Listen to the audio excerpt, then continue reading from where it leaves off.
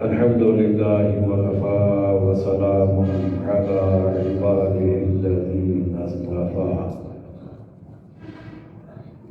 أما بعد فأعوذ بالله من الشيطان الرجيم بسم الله الرحمن الرحيم وما محمد إلا رسول صدق الله مولانا العظيم قال الله تبارك وتعالى في شان حبيبه مخبرا وآمرا إن الله وملائكته يصلون على النبي يا أيها الذين آمنوا صلوا عليه وسلموا تسليما اللهم صل على سيدنا ومولانا محمد وعلى آل سيدنا ومولانا محمد وبارك وسلم مل کر پڑھیے صلی اللہ علیہ یا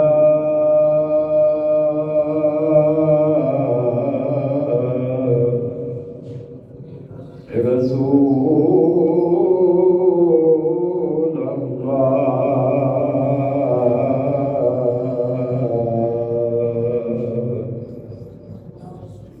وسلم علیہ یا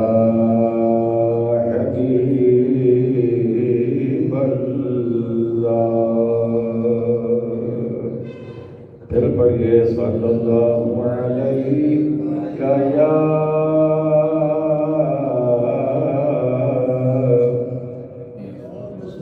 رسول اللہ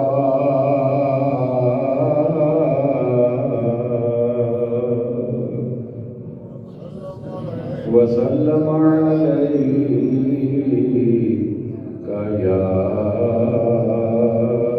حبیب اللہ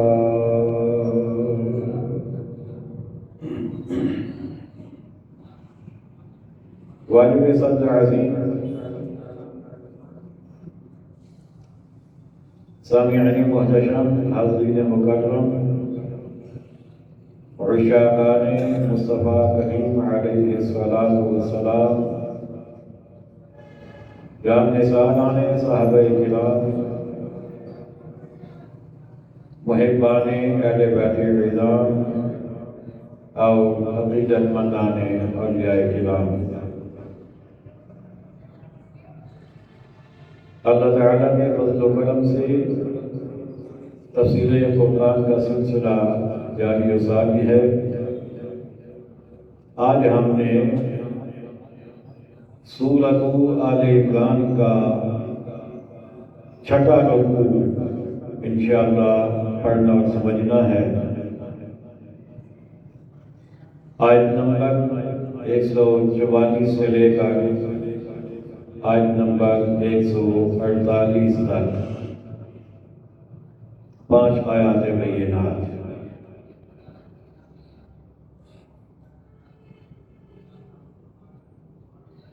جنگ احد کا واقعہ بیان ہو رہا ہے اور اس کے ضمن میں یہ آیات بینات خالق کائنات نے نازل فرمائی ہیں۔ جنگ احد کے دوران ایک وقت ایسا آ گیا کہ ایک افواہ پھیل گئی کہ نبی کریم علیہ السلام شہید ہو گئے۔ ایسا گمسان کا رنگ پڑا، جنگ کا نقشہ کچھ ایسا بن گیا کہ قلعے پر جو 50 تیر انداز کھڑے کیے گئے تھے پہلے ہی حلے میں جب اہل اسلام نے، مسلمانوں نے، آقا علیہ السلام کے شیروں نے کفار کو بھگا دیا میدان جنگ سے، تو ٹیلے پر کھڑے صحابہ کرام میں سے کچھ نے یہ سوچا کہ ہمارے یہاں کھڑے ہونے کا مقصد پورا ہو چکا ہے، ہم جنگ جیت چکے ہیں، لہذا اب ہمیں یہاں کھڑے رہنے کی ضرورت نہیں ہے۔ تو وہ وہاں سے نیچے اتر آئے، بالکل تھوڑے سے حضرات ٹیلے پہ رہ گئے۔ اس وقت حضرت ابو سفیان رضی اللہ تعالی عنہ ایمان نہیں لائے تھے، اور وہ لشکر کفار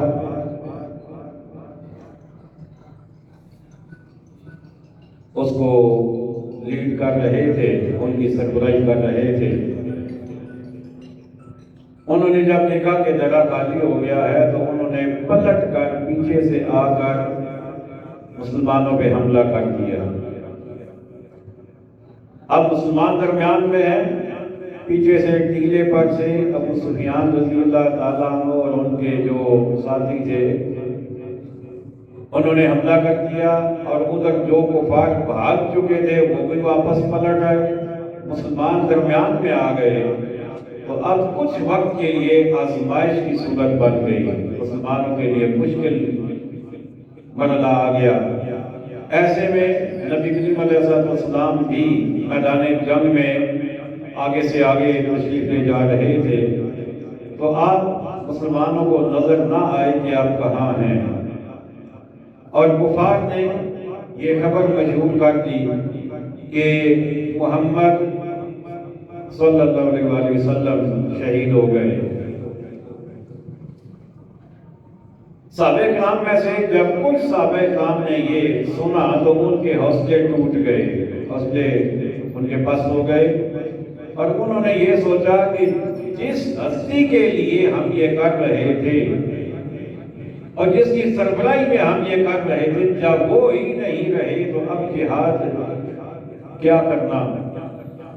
اس خیال سے وہ بھی میدان جنگ سے نکل گئے۔ تو اب ان صحابہ کرام کو اللہ تعالی بتا رہا ہے کہ یہ طریقہ نہیں ہے۔ فرمایا وما محمد الا رسول، اور محمد تو ایک رسول ہیں، مطلب یہ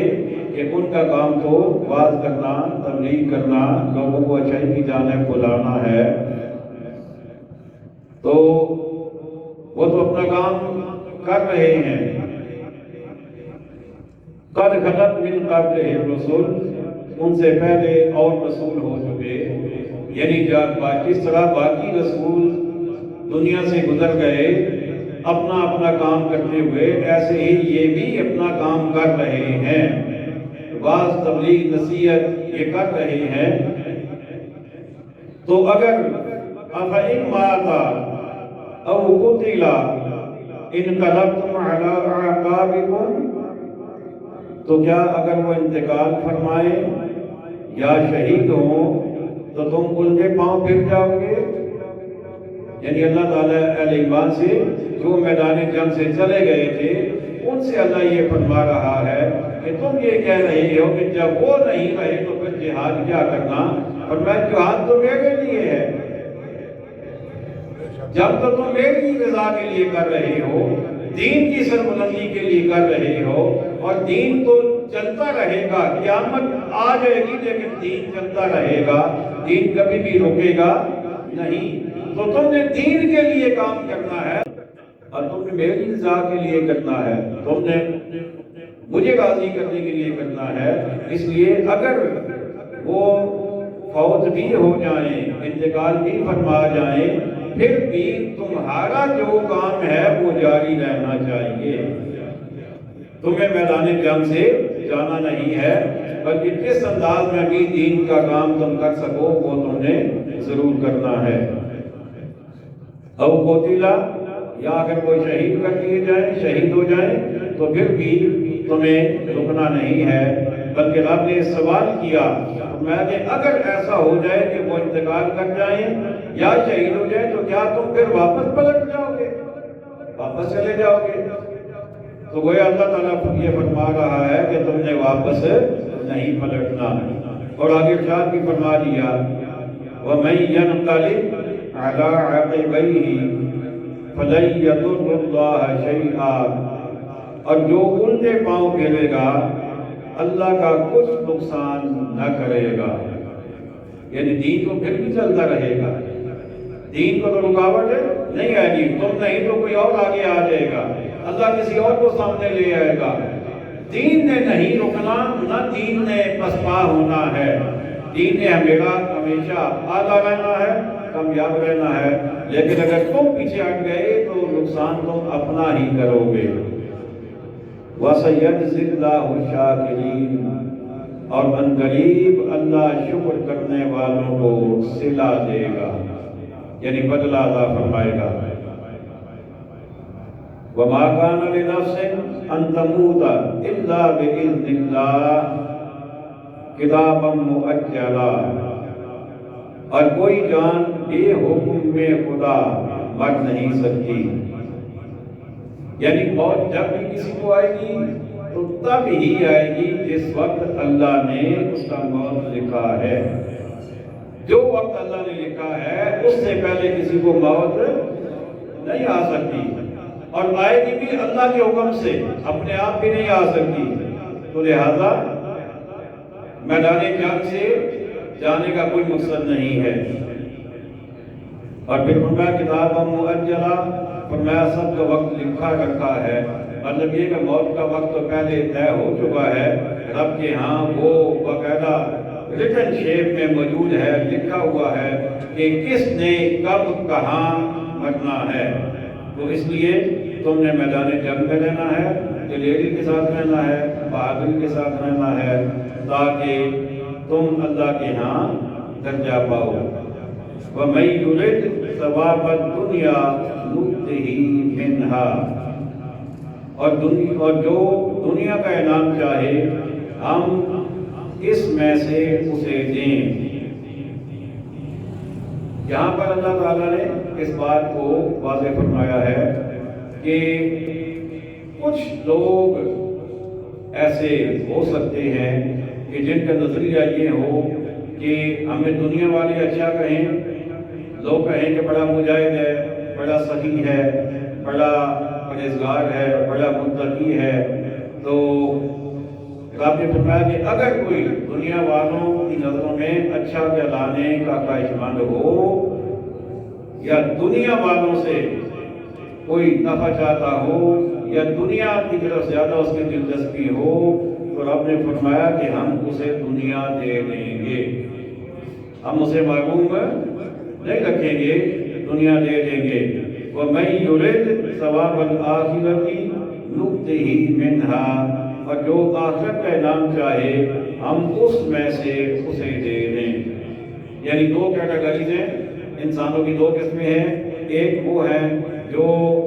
دنیا کے بارے میں سوچتے ہیں، آخرت کے بارے میں نہیں سوچتے، اور ایک وہ ہے جو آخرت کے بارے میں سوچتے ہیں۔ تو رب نے فرمایا جو جس کے بارے میں سوچے گا ہم اسے وہ عطا فرما دیں گے، ہم اسے وہ دے دیں گے۔ وَسَنَجْزِي الشَّاكِرِينَ، اور قریب ہے کہ ہم شکر والوں کو صلہ عطا کریں، یعنی جو شکر کریں گے اللہ کی نعمتوں کا، اللہ تعالیٰ انہیں اس کا بدلہ عطا فرمائے گا۔ اور جو کوئی اللہ تعالیٰ کی نعمتوں کا انکار کرے گا، اللہ تعالیٰ کی نعمتوں کی قدر نہیں کرے گا، تو پھر اسے اس کا نقصان ہوگا۔ وَكَأَيٍّ مِّن نَّبِيٍّ قَاتَلَ، اور کتنے ہی انبیاء نے جہاد کیا، مَعَهُ رَبِّيُّونَ كَثِيرٌ، ان کے ساتھ بہت خدا والے تھے۔ اللہ تعالیٰ اپنے محبوب کے غلاموں کو یہ بتا رہا ہے کہ بہت سارے انبیاء نے جہاد کیا اور وہ اللہ کے دین کی خاطر میدان میں اترے اور انہوں نے اللہ کو راضی کرنے کی کوشش کی۔ معه ربیون کثیر، اور ان کے ساتھ بہت خدا والے تھے،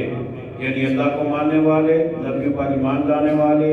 نبیوں کا کلمہ پڑھنے والے، ان کی پیروی کرنے والے، وہ بھی بہت زیادہ تھے۔ اچھا، ان کا طرز عمل کیا تھا میدان جنگ میں؟ ان کا انداز کیا تھا؟ فرمایا فما وہنوا، تو نہ سست پڑے، لما اصابہم فی سبیل اللہ، ان مصیبتوں سے جو اللہ کی راہ میں انہیں پہنچی، وما ضعفوا، اور نہ کمزور ہوئے، وما استکانوا، اور نہ وہ دبے۔ تین خوبیاں اللہ نے ان کی بیان فرمائی۔ فرمایا پہلی خوبی یہ ہے کہ انہوں نے سستی نہیں دکھائی، جب بھی جہاد کا وقت آیا تو وہ جہاد کے لیے بڑی تیزی کے ساتھ آگے بڑھے اور بڑی پھرتی کے ساتھ میدان جہاد میں پہنچے اور انہوں نے اللہ کو راضی کرنے کی کوشش کی۔ اور دوسرا یہ، وہ کمزور بھی نہ ہوئے، انہوں نے کوئی کمزوری نہیں دکھائی۔ اللہ نے جتنی انہیں طاقت، ہمت، جسمانی قوت عطا فرمائی تھی، وہ ساری کی ساری انہوں نے صرف کی اور اللہ کو راضی کرنے کی کوشش کی۔ وَمَا اسْتَكَانُوا، اور وہ دبے بھی نہیں، یعنی کافر جتنا بڑا لشکر بھی لے کر آ گیا، کافر جتنا اسلحہ لے کر آ گئے، لیکن وہ ان کے روب میں بالکل نہ آئے، بلکہ وہ اللہ پر بھروسہ کر کے جنگ کرتے رہے، جہاد کرتے رہے اور کافروں کے ساتھ مقابلہ اور مقابلہ کرتے رہے۔ واللہ یحب الصابرین، اور اللہ صبر والے، اور صبر والے اللہ کو محبوب ہیں، یعنی اللہ انہیں پسند فرماتا ہے۔ اب یہاں پر اللہ تعالیٰ نے یہ تین خوبیاں بیان کر کے اپنے محبوب کے غلاموں کو اس طرف راغب کیا کہ میرے محبوب کے غلاموں، تمہارے اندر بھی یہ تینوں خوبیاں ہونی چاہیے۔ اور یہ قیامت تک کے آنے والے مومنوں کو اللہ نے یہ ایک دستور العمل دے دیا، ایک طرز عمل انہیں عطا فرما دیا کہ تم نے جب کافروں کے مقابلے کا وقت آئے تو نہ تو تم نے سست پڑنا ہے اور نہ تم نے کوئی کمزوری دکھانی ہے اور نہ تم نے ان کے لاؤ لشکر سے گھبرانا ہے، نہ ان سے تم نے دبنا ہے، نہ تم نے ان کے روپ میں آنا ہے۔ وَمَا كَانَ قَوْلُهُمْ إِلَّا أَنْ قَالُوا، اور وہ کچھ بھی نہ کہتے تھے سوا اس دعا کے، یعنی اہل ایمان جو تھے، صحابہ جو گزشتہ انبیاء کرام کے ساتھ جنہوں نے جہاد کیا، اللہ والے جنہیں کہا گیا، ربیون جنہیں کہا گیا، اور آپ نے فرمایا کہ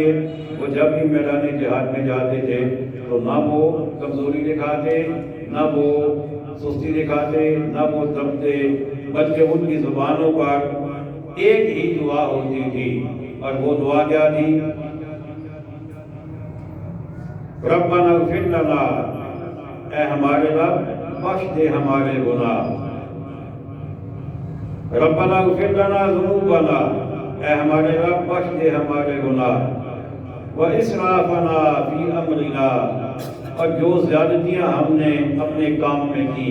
وہ بھی اے اللہ معاف فرما دے، وثبت اقدامنا، اور ہمارے قدم جما دے، وانصرنا علی القوم الکافرین، اور ہمیں ان کافر لوگوں پر مدد عطا فرما۔ یہ جو آیت کریمہ ہے اس میں ہمارے لیے بھی ایک بہت بڑا سبق ہے، اس دعا کے انداز میں، اس کی ترتیب میں ہمارے لیے بھی ایک بہت بڑا سبق ہے۔ وہ سبق یہ ہے، دیکھیں انہوں نے ڈائریکٹ یہ نہیں کہا کہ یا اللہ ہمیں ثابت قدم رکھ اور ہمیں کافروں پر کامیابی عطا فرما، بلکہ پہلے انہوں نے رب کی بارگاہ میں عاجزی کا اظہار کیا، اللہ کی بارگاہ میں اپنے گناہوں کا اعتراف کیا، اپنے گناہوں کی معافی مانگی، اور جو زیادتیاں اپنے کاموں میں ان سے ہوئیں ان کے بارے میں انہوں نے اللہ کی بارگاہ میں معافی کی درخواست کی۔ اب ان سے گناہ ہوئے یا نہ ہوئے، یعنی اگر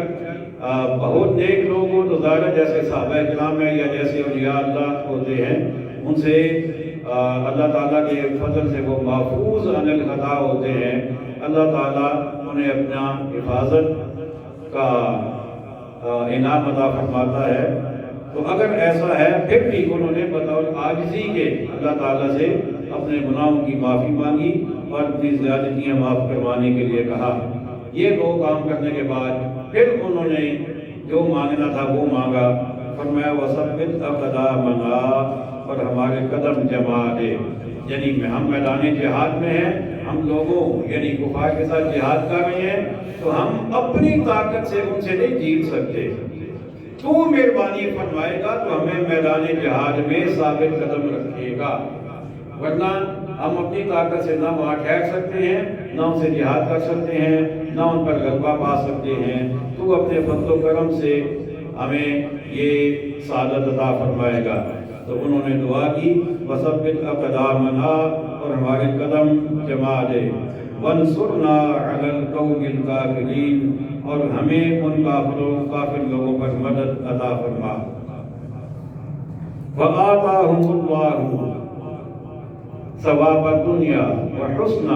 ثواب الآخرہ، تو اللہ نے انہیں دنیا کا انعام دیا۔ فآتاہم اللہ ثواب الدنیا، اللہ تعالیٰ نے انہیں دنیا کا انعام دیا، یعنی دنیا کا انعام کیا تھا؟ ثابت قدم رہنا، کفار کے مقابلے میں ڈٹے رہنا، کفار کے مقابلے میں بھرپور طریقے سے قائم و دائم رہنا، یہ دنیا کا انعام تھا۔ وحسن ثواب الآخرہ، اور آخرت کے ثواب کی خوبی، یعنی آخرت میں اللہ تعالیٰ انہیں جو انعام عطا فرمائے گا وہ بھی اللہ نے ان سے وعدہ فرمایا کہ میرے محبوب کے غلاموں تمہیں یہ ثواب ضرور ملے گا۔ اور گزشتہ انبیاء کرام جو تھے ان کی امتیں جب دعا کرتی تھی تو انہیں بھی اللہ تعالیٰ دنیا میں بھی ثواب عطا فرماتا جو وہ مانگتے تھے، اور آخرت کا بھی اللہ تعالیٰ انہیں ثواب عطا فرما دیتا۔ واللہ یحب المحسنین، اور نیکی والے اللہ کو پیارے ہیں،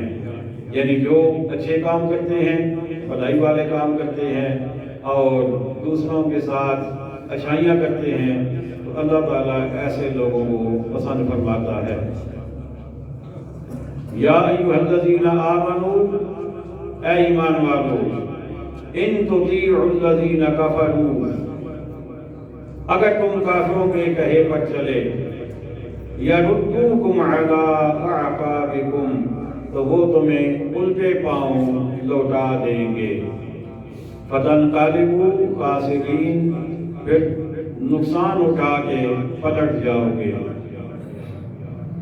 اب اس آیت کریمہ میں خالق کائنات نے اپنے محبوب کے غلاموں سے بات کی، پیچھے جتنی باتیں تھیں وہ گزشتہ امتوں کے جو نیک لوگ تھے جن کی جون جنہیں کہا گیا ان کے بارے میں کہا کہ وہ کیسے تھے اور وہ جہاد کیسے کرتے، ان کا طرز عمل کیسا ہوتا، میدان جنگ میں ان کا انداز کیا ہوتا، اور پھر میدان جنگ میں ان کی دعا کیا ہوتی تھی، وہ بات اللہ تعالیٰ نے بیان فرمائی۔ اب اللہ تعالیٰ نے اپنے محبوب کے غلاموں سے بات فرمائی، فرمایا یا ایھا الذین آمنوا، اے ایمان والو، ان تطیعوا الذین کفروا، اگر تم کافروں کے کہے پر چلے تو پھر کیا ہوگا؟ یردوکم علی اعقابکم، وہ تمہیں الٹے پاؤں لوٹا دیں گے۔ مطلب یہ کہ اگر تم نے کافروں کی پیروی شروع کر دی، ان کی باتوں پر چلنا شروع کر دیا، تو وہ تمہیں مومن نہیں رہنے دیں گے، وہ تمہیں ایمان والا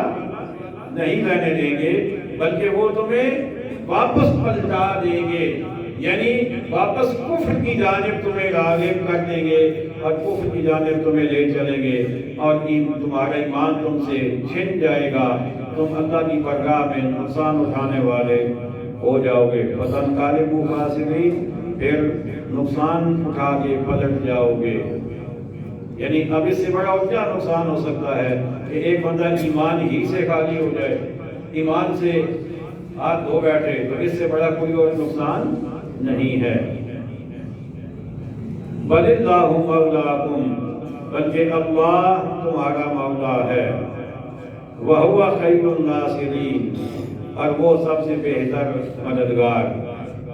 یعنی اللہ تعالیٰ ہی تمہارا کارساز ہے۔ تم یہ مت دیکھا کرو کہ ہمارے سامنے لشکر بڑا ہے، یا ان کے پاس اسلحہ زیادہ ہے، یا ان کی افرادی قوت زیادہ ہے، یا ان کے پاس سامانے جنگ زیادہ ہے، تو فرمایا یہ تمہیں دیکھنے کی ضرورت نہیں ہے، بلکہ تمہارا بھروسہ اللہ پہ ہونا چاہیے۔ وَلِلَّهُ مَوْلَاكُمْ، اللہ تمہارا مولا ہے، اللہ تمہارا کارساز ہے، وہ تمہاری مدد فرمانے والا ہے۔ اور فرمایا وَهُوَ خَيْرُ النَّاصِرِينَ، اور وہ سب سے بہتر مددگار۔ مطلب یہ کہ دنیا کی کوئی طاقت اللہ سے زیادہ بہتر مدد نہیں کر سکتی۔ کوئی سپر پاور کسی بھی دور کی ہو تو وہ اللہ سے زیادہ بڑی مددگار ثابت نہیں ہو سکتی۔ اس لیے تمہیں اللہ ہی پر بھروسہ کرنا چاہیے، اور اسی کی رضا کے مطابق تمہیں اپنا عمل کرنا چاہیے، تاکہ تم اللہ کی بارگاہ میں ضرور رہو اور کامیاب رہو۔ سَنُلْقِي فِي قُلُوبِ الَّذِينَ كَفَرُوا الرُّعْبَ بِمَا أَشْرَكُوا بِاللَّهِ مَا لَمْ يُنَزِّلْ بِهِ سُلْطَانًا۔ کوئی دم جاتا ہے کہ ہم کافروں کے دلوں میں روب ڈالیں گے۔ اب یہاں پر اللہ نے اپنے محبوب کے غلاموں کو ایک اور انداز سے تسلی دی، فرمایا کہ تمہیں گھبرانے کی ضرورت نہیں ہے، تم جب بھی میدان جنگ میں جاؤ تو تم تھوڑے ہو یا زیادہ ہو، تمہارے پاس اسلحہ تھوڑا ہے یا زیادہ ہے، تمہاری افرادی قوت کم ہے یا زیادہ ہے، اس کی تم فکر نہ کرو، بلکہ اللہ خود کافروں کے دلوں میں تمہارا روب ڈال دے گا۔ اللہ خود روب ڈال دے گا کافروں کے دلوں میں۔ سنلقی، کوئی دم جاتا ہے، یعنی عنقریب کچھ ہی ٹائم کے بعد، کچھ ہی وقت کے بعد اللہ کافروں کے دلوں میں روب ڈال دے گا۔ بما اشرکوا باللہ، کہ انہوں نے اللہ کا شریک ٹھہرایا، ما لم ينزل به سلطانا، جس پر اس نے کوئی سمجھ نہ اتاری، یعنی اللہ اس لیے کافروں کے دلوں میں روک ڈالے گا کہ انہوں نے شرک کیا ہے، اور شرک کے لیے اللہ نے کوئی دلیل نہیں اتاری۔ اس نے کبھی شرک کو پسند نہیں کیا، وہ شرک کی ہمیشہ اللہ اس کو ناپسند فرماتا ہے، لیکن جو شرک کر ڈالے تو پھر اللہ تعالیٰ اس کے دل میں روب ڈال دیتا ہے، اس کے دل میں تنگی ڈال دیتا ہے، اس کے اوپر خوف مسلط کر دیتا ہے۔ اور نبی کریم علیہ السلام نے تو یہاں تک ارشاد فرما دیا، آقا علیہ السلام فرماتے ہیں کہ اللہ تعالیٰ نے مجھے یہ خصوصی انعام عطا فرمایا ہے کہ میرا دشمن مجھ سے 1 مہینے کی مسافت پہ ہوتا ہے تو میرا روب اس کے دل پہ قائم ہو جاتا ہے۔ سامنے آنا تو بہت بڑی بات ہے نا، آگے مقابلہ کرنا یا آگے خدا نخواستہ کوئی بات کرنا، وہ تو بہت بڑی بات ہے۔ جب وہ چلتا ہے کہیں سے، ابھی 1 مہینہ دور ہوتا ہے مجھ سے، یعنی اتنا فاصلہ درمیان کا ہوتا ہے کہ 1 مہینہ لگ جائے گا آتے آتے، تو اتنے دور ہوتا ہے تو اللہ اس پر میرا روب ڈال دیتا ہے، اور وہ وہی میرے روب میں آ جاتا ہے۔ تو یہاں بھی اللہ نے فرمایا کہ میں تمہارے دشمنوں پر اپنا روب ڈال دوں گا، اور ڈالوں گا اس لیے کہ انہوں نے شرک کیا جس پر میں نے کوئی سمجھ یعنی کوئی دلیل نہیں اتاری۔ وَمَأْوَاهُمُ النَّارُ، اور ان کا ٹھکانہ دوزخ ہے، یعنی ایک تو دنیا میں ان پر مسلمان کا روب جاری ہوگا، وہ ذلیل ہوں گے، وہ خائب و خاسر ہوں گے، اور پھر جب دنیا سے جائیں گے تو ان کا ٹھکانہ دوزخ ہوگا۔ وَبِئْسَ مَثْوَى الظَّالِمِينَ، اور کیا برا ٹھکانہ ناانصافوں کا، جو ناانصافی کرتے ہیں بہت برا ٹھکانہ ہے ان کا، جسے دوزخ کہا جاتا ہے، جسے آگ کہا جاتا ہے، جسے جہنم کہا جاتا ہے، اور ہم نے فرمایا وہ بہت برا ٹھکانہ ہے جو انہیں عطا کیا جائے گا۔ آج ارادہ تو یہ تھا کہ آیت نمبر 148 تک سورہ آل عمران کی آیت نمبر 148 تک بیان کرنا ہے، لیکن کچھ وقت ہمیں اللہ نے مزید دے دیا، تو آیت نمبر 151 تک الحمدللہ آج بیان ہو گیا. اللہ تعالیٰ قبول فرمائے اور ہمیں عقائد صحیحہ اعمال صالحہ کی توفیق بھی عطا فرمائے. سنت ادا فرمائے.